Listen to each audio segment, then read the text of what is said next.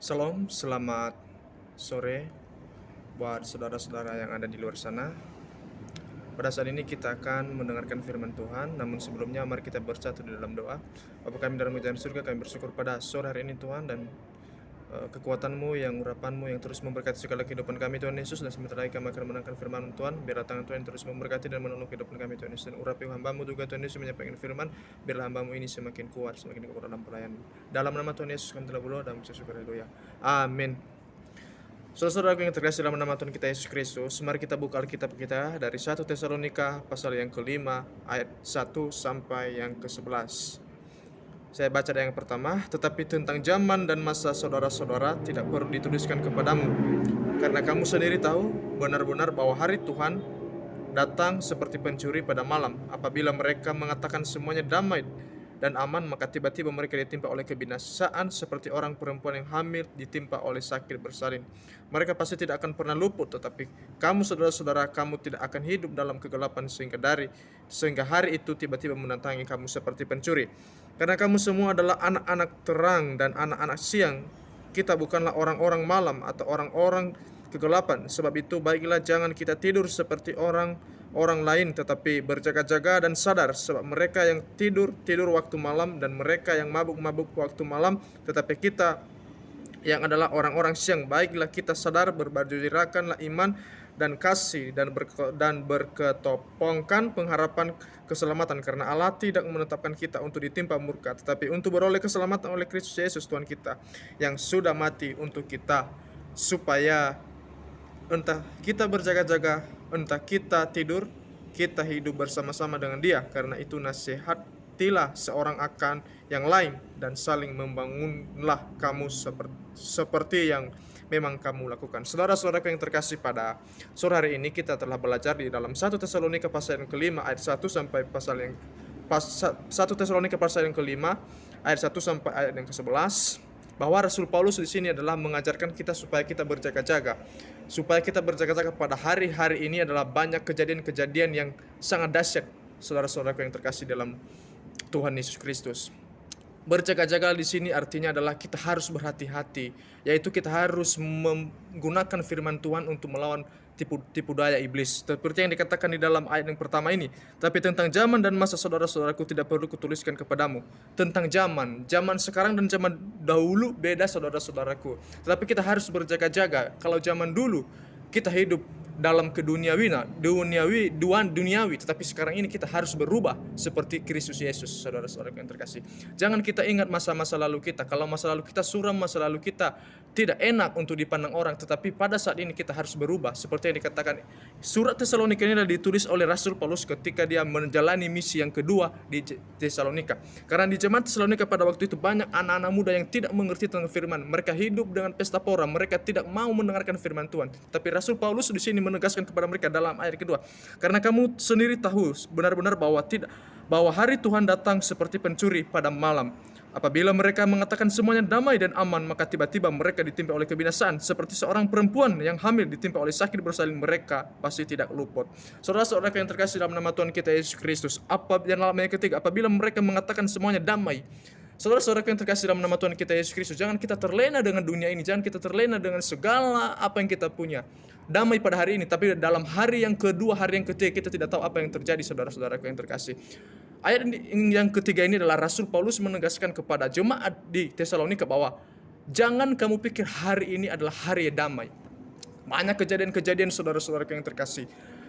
Maling datang ke tempat kita kan secara tersembunyi. Dia tidak kasih tahu bahwa jadwalnya akan dia datang hari ini. Tapi kalau misalnya kita tahu bahwa maling datang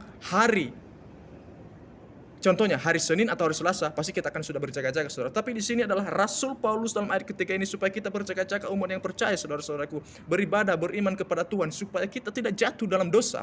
Saudara-saudaraku yang terkasih dalam nama Tuhan kita Yesus Kristus, berusaha bahwa pencuri datang untuk mencuri, untuk memukul, untuk membinasakan, bukan untuk menyelamatkan, saudaraku yang terkasih. Tapi Yesus datang ke dunia untuk menyelamatkan orang-orang yang berdosa pada saat itu, dan bukan pada saat itu, pada saat ini juga, saudara-saudara yang terkasih dalam nama Tuhan kita Yesus Kristus. Apapun masalah kita pada saat ini, apapun yang kita alami, kita harus tetap kembali kepada Tuhan, saudaraku. Dan sama juga anak-anak muda pada saat ini, mereka hanya terlena di masa-masa muda mereka. Mereka tidak mau bekerja, mereka hanya mau hidup senang. Mereka pikir adalah dunia ini adalah dunia kita sendiri. Dunia ini adalah dunia milik kita, bukan milik orang lain tapi milik kita. Benar milik kita dunia ini, tapi mereka salah gunakan. Mereka mabuk, mereka pesta pora, mereka merokok, dan mereka bahkan tidak mau taat kepada orang tua. Inilah ayat-ayat yang ketiga ini dan yang keempat ini yang disampaikan oleh Rasul Paulus ketika dia menjalani misi ke Tesalonika. Karena pada saat itu jemaat-jemaat atau pemimpin-pemimpin atau anak-anak muda di saat itu mereka tidak menjaga kekudusan, saudaraku yang terkasih. Seperti yang dikatakan dalam ayat yang kelima, karena kamu semua adalah anak-anak terang dan anak-anak siang. Kita bukanlah orang-orang malam atau orang-orang kegelapan. Saudara-saudara yang terkasih, kita adalah anak-anak terang, anak-anak janji Tuhan. Kita sudah dijanjikan Tuhan, diberikan berkat yang melimpah kepada kita ketika kita taat. Kita inilah anak-anak muda yang menjadi calon-calon pemimpin, bukan anak kegelapan, saudaraku. Karena Tuhan sudah menebus kita dari segala dosa-dosa kita, saudara. Ya, jadi kita jangan hidup dalam kegelapan lagi, kita jangan hidup dalam keduniawian lagi. Itu salah, saudaraku. Yang kalau kita hidup dalam kegelapan keduniawian, itu membuat kita terpuruk, saudara.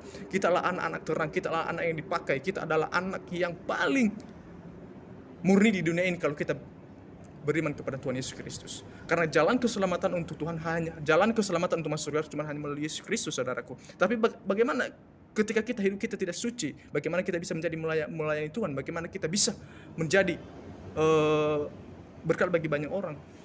Tentu tidak, saudaraku. Bapak Ibu Saudara yang terkasih dalam nama Tuhan kita Yesus Kristus, pada saat ini adalah kita harus belajar baik-baik.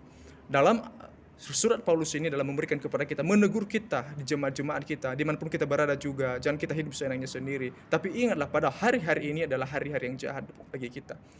Tuhan datang seperti pencuri. Tuhan datang, dia tidak kasih tahu. Artinya kalau kita kembali ke pangkuan Bapa di surga, kita tidak tahu.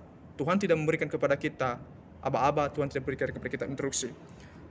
Ayat yang ketujuh, sebab mereka yang tidur malam, mereka mabuk-mabuk waktu malam. Ya, ini saudara-saudara, tidur malam, mabuk-mabuk malam.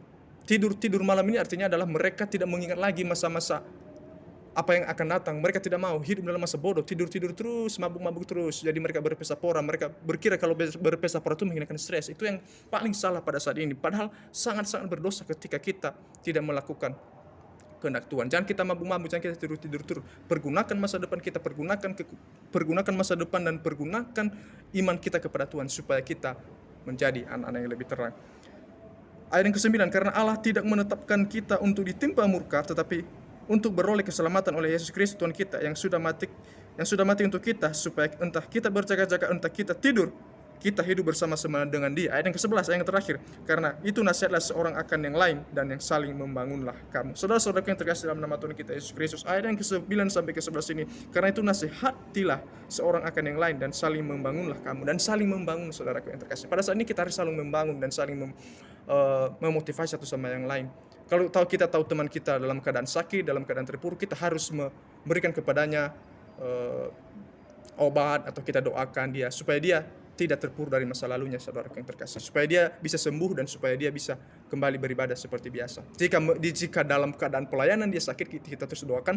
Tapi kalau dia di dalam sekolah dia sakit, kita terus dukung dalam doa dan kita juga berikan kepadanya obat yang bisa dia konsumsi, saudaraku yang terkasih nama Tuhan kita Yesus Kristus. Karena panggilan kita untuk melayani adalah panggilan Tuhan yang diberikan kepada kita untuk secara cuma-cuma. Jadi kita juga berikan secara cuma-cuma, secara kasih karunia. Karena kita diselamatkan hanya karena kasih karunia, bukan berdasarkan perbuatan kita.